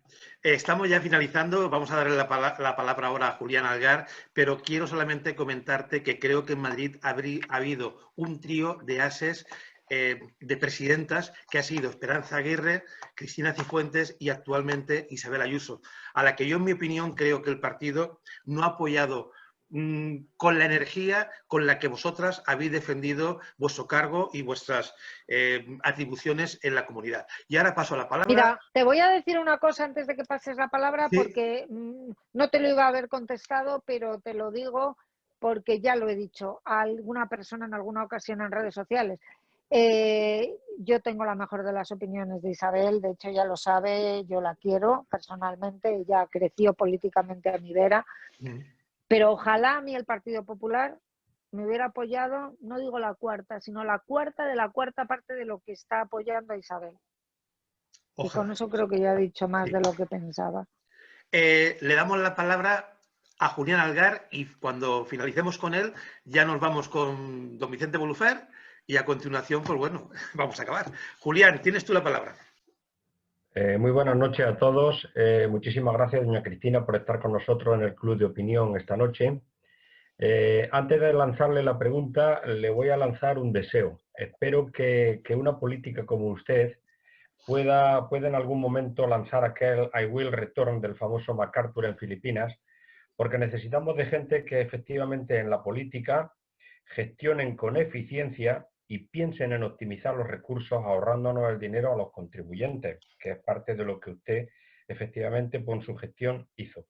Y ahora, retomando un poco lo que es el tema de la conferencia, le lanzo la pregunta. Por mor del juego político y de la dichosa ley de Ohm, los partidos políticos mayoritarios de ámbito nacional en España, PP y PSOE, siempre han sido rehenes de alguna forma por los partidos que yo llamo desleales, por los partidos nacionalistas. Y la pregunta es, ¿cuál de estos dos partidos nacionales cree usted que ha permitido más deslealtad? Hasta ahí la pregunta. Bueno, yo creo que con carácter general hemos salido de una situación de bipartidismo que ahora, sin embargo, ya no hay. No hay bipartidismo, no hay un gran partido de derechas, que es el Partido Popular, que engloba toda la derecha y todo el centro, porque está Vox y está Ciudadanos, aunque Ciudadanos está muy disminuido, pero esta es la realidad. Y en la izquierda, bueno, en cierta medida pasa igual. Es decir, que ese bipartidismo que potenciaba todavía mucho más los efectos de la ley DON, que es un sistema electoral que beneficia al bipartidismo y a los partidos, las mayorías de los partidos más votados, pues digamos, en la situación actual se ve muy matizada. Dicho eso, y por hablar de deslealtades, bueno, yo creo que deslealtades en política las hay en todos los partidos. En general en la vida yo no creo en el mundo de los buenos y los malos, porque las cosas no suelen ser blancas ni negras. Todos tenemos una parte buena, una parte mala y todos tenemos nuestras oscuridades y nuestros momentos de luz, algunos más que otros, sobre todo las oscuridades y algunos más malos y más buenos que otros. Pero bueno, sí que creo que ha habido oportunidades que no se han aprovechado. Creo que el Partido Popular tuvo una oportunidad muy buena en la última legislatura con mayoría absoluta de Mariano Rajoy para modificar la ley electoral, precisamente para evitar que partidos mayoritarios en el gobierno de España, en los ayuntamientos, puedan o no gobernar dependiendo de un partido minoritario que a lo mejor ha sacado un concejal, y esto está pasando. Y además lo que se consigue en ese caso es subvertir o pervertir la voluntad del pueblo que está votando a un alcalde o a un partido, y sin embargo al final ese partido no gobierna porque los pequeñitos se unen y consiguen arrebatar la alcaldía. Hay muchísimos ejemplos. Creo que eso no es una cuestión de lealtad o deslealtad, creo que es una cuestión simplemente de no haber tenido la valentía suficiente de haber dado un paso que yo creo que era necesario. Insisto, la modificación de la ley electoral para dar una representación mayor a la mayoría de los ciudadanos cuando van a votar y no tener ese exceso de sobrerepresentación a los partidos minoritarios que, como digo, les permite. Más allá de eso, bueno, al final, como digo, todos los partidos tienen sus cosas. Yo no creo que toda la gente en el Partido Socialista sea mala, ni muchísimo menos. Creo que hay gente buena y gente que de verdad trabaja con vocación de servicio público. También creo que este Partido Socialista, desgraciadamente, se parece poco al anterior Partido Socialista que hemos conocido, que algunos, muchos, yo desde luego he hecho de menos muchísimo figuras que te podías discrepar políticamente, pero que tenían un gran sentido de Estado, como el señor Felipe González o como el señor Rubalcaba o como el señor Alfonso Guerra. Más allá de eso, yo no he sido socialista en mi vida, entonces yo he militado toda mi vida en el Partido Popular. El Partido Popular, creo que además que hay que ejercer la autocrítica, lo digo de verdad, creo que ha hecho muchísimas cosas buenas por España y sigue haciéndolas, y creo que también ha cometido equivocaciones como el resto, exactamente igual que el resto. Aquí no se libra nadie, entre otras cosas porque la gente que está en otros partidos, entre ellos Vox, proviene en su mayoría del Partido Popular. No, que quería deciros que gracias, de verdad, gracias de corazón a todos, de nuevo al Club de Opinión de Benidorm, a toda la Junta Directiva, a todos vosotros que habéis sido maravillosos conmigo por la invitación, gracias a todos los que habéis participado. El honor y el lujo ha sido mío el poder estar con vosotros, y yo lo que espero es que podamos vernos en persona muy pronto, además allí en Benidorm, y ojalá las cosas puedan mejorar un poquito pronto. Pero Cristina, te estás despidiendo antes de que hable por si nuestro acaso presidente. Se corta, luego si que hable Vicente. Bueno, yo me pero eso no puede ser. Vamos a ver. Aquí está Vicente, Cristina, aguantando en pantalla todo el rato para este momento, y te estás despidiendo ya. Adelante, Vicente. No, yo me vuelvo a despedir después de Vicente otra vez. Adelante, Vicente. Cristina, yo tengo una pregunta y un pequeño inciso.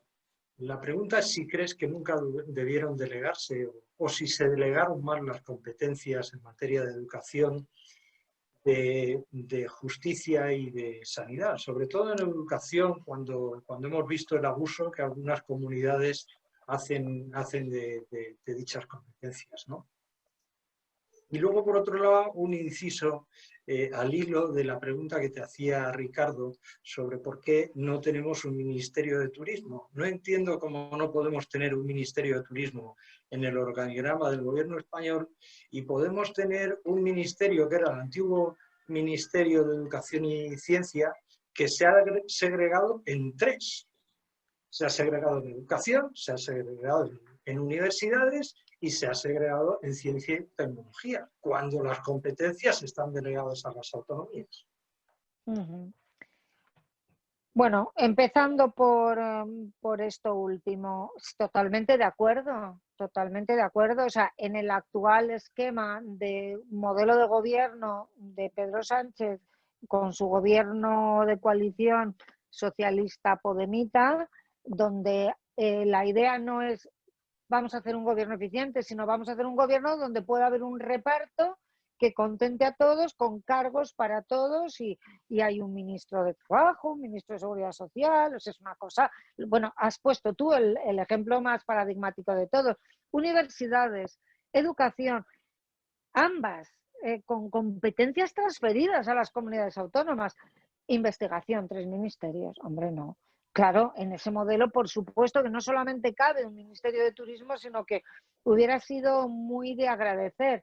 Incluso, mira, yo hasta le propondría a Pedro Sánchez que en la próxima remodelación, si no quiere aumentar el número de ministerios, suprima la incompetencia máxima en el titular y en las propias, iba a decir incompetencias del Ministerio de Consumo, que no sé muy bien para qué sirve y qué está haciendo exactamente el señor Garzón, más allá de tirar piedras precisamente contra el sector turístico. No sé si recordáis unas declaraciones que hizo hace unos meses que tanto nos perjudicaron, pero sería perfectamente intercambiable y sustituible y con bastante más competencia, con bastante más contenido y bastante más utilidad, siempre y cuando no nombrara ministro de Turismo, lógicamente, al señor Garzón. Creo además que en anteriores gobiernos la Secretaría de Estado que hubo en los gobiernos del Partido Popular, bueno, no tenía, digamos, el rango de ministerio, pero sí creo que dentro del gobierno, al menos fue lo que yo viví también en mi etapa como delegada del gobierno, y era una materia que verdaderamente era un objetivo prioritario, y se le dotó económicamente y se hicieron bastantes cosas que tienen que ver con la promoción turística, la marca España y demás, pero bueno, en cualquier caso eso es una asignatura pendiente que hay ahí, y por supuesto que coincido. Me has hecho una pregunta complicada porque, claro, ver ahora en el año 2000, con la perspectiva del 84, si se debían de haber producido las transferencias en materia de sanidad, de educación y de justicia, no es una pregunta sencilla. En el peor o en el mejor de los casos hay que hacer una reflexión profunda. Yo tuve la oportunidad y fui miembro de la Comisión de Transferencias que precisamente realizó las transferencias en materia educativa Estado-Comunidad. Entonces había en la Comunidad de Madrid un gobierno socialista de Joaquín Leguina. Y es verdad que en ese momento la transferencia en educación se consideraba un éxito porque se pensaba que siendo las comunidades autónomas, que son entidades lógicamente más cercanas al ciudadano que el Estado, quienes ejercieran esa competencia, se iba a poder dar una mejor educación. Yo creo, y por ser justo, sé decirlo, que al menos en el caso de la Comunidad de Madrid, y supongo que en otras comunidades también pasaría lo mismo, se incrementaron mucho los recursos, es decir, se recibieron unos recursos económicos del Estado para gestionar la educación, pero esos recursos a lo largo de los años se fueron incrementando de manera notable y en materia de sanidad también. Por tanto, quizá la pregunta no es si se debió de hacer o no la transferencia. Yo creo que sí se debió de hacer la transferencia, tanto en sanidad como en educación, porque eso ha supuesto muchos más recursos económicos y nosotros en Madrid tenemos un sistema sanitario público excepcional. Esperanza Aguirre hizo 12 nuevos hospitales, yo no hice hospitales, pero pude incrementar los centros de salud, incrementé el presupuesto sanitario y eso a lo mejor el Estado no lo hubiera hecho. Pero eso no quita que ahora no podamos replantearnos el volver a ceder eventualmente, no todas, pero sí una parte de las competencias. No sé si me estoy explicando. O sea, yo no voy a cuestionar que en su momento no se tuviera que hacer y que eso no haya sido bueno para las comunidades y para los ciudadanos, pero creo que ahora estamos viviendo un momento diferente. Esto que he dicho con respecto a educación y a sanidad, sin embargo, creo que con respecto a la justicia, mi opinión es que la justicia nunca se debió transferir a las comunidades autónomas.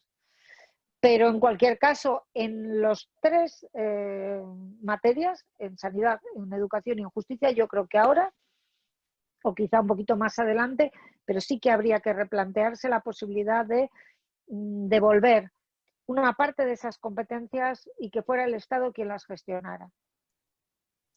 Muy bien, no sé si he contestado. Sí, perfectamente. No es el mismo momento cuando se planificó. No es el mismo momento, no es el mismo momento, pero de verdad creo, simplemente por insistir, que la transferencia fue buena. A pesar de los matices, a pesar de que la transferencia en sanidad tampoco se cuantificó económicamente como se debía, es decir, se dio menos dinero del que el Estado dio a las comunidades autónomas, menos dinero del que realmente el coste de la sanidad tenía. También tener en cuenta una cosa, yo desde luego desde mi experiencia como gestora he visto que la sanidad es una materia que dediques los recursos que dediques y al margen de la pandemia siempre va a ser insuficiente, siempre, porque siempre el ciudadano va a querer, como es lógico y natural, una atención mejor y no va a querer estar en un hospital con 3 habitaciones, sino en un hospital con habitaciones individuales. Y cuando eso se consigue, surgen nuevos medicamentos, surgen nuevas enfermedades, es que, o sea, yo destinaba el 41% al presupuesto, pero si hubiera destinado el 100%, hubiera seguido habiendo necesidades en materia sanitaria. Eso lo tengo absolutamente claro. Entonces, hay que buscar ese punto de equilibrio entre hacer una sanidad, una educación, una justicia sostenible y dar un buen servicio, con un presupuesto que además siempre es un presupuesto limitado. Pero la Administración debe estar preparada para ello. Sí, y para los retos del futuro.